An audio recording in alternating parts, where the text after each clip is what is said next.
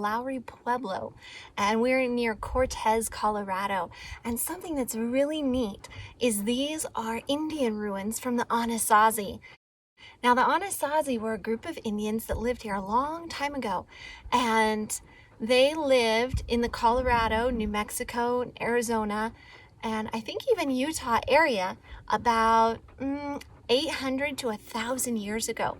And different types of these buildings were made, and they can tell what time period it was based on the way that they were made. So like some of these, you can see that they're bigger rocks. And so that was at a certain time period. Other Anasazi dwellings were made with really thin rocks and lots of them.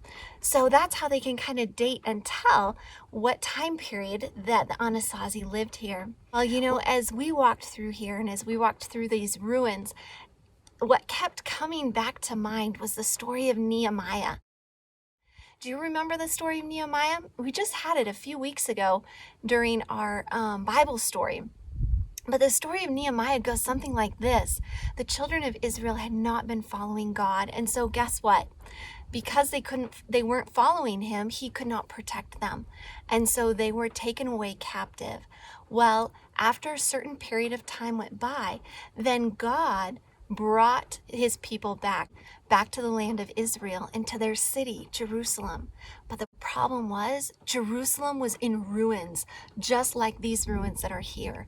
And God ended up raising up a special leader named Nehemiah.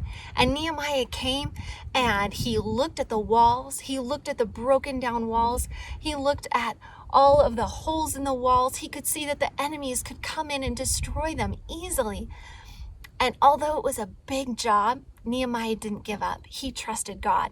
And so he relied on God to take care of him and to help him to lead the people to rebuild the walls. Guess how long it took them to rebuild the walls? 52 days. It wasn't long at all, but you know what? With Nehemiah's leadership, they all got together and they rebuilt those walls, and God blessed. You know, just like Nehemiah, we all have a special job to do.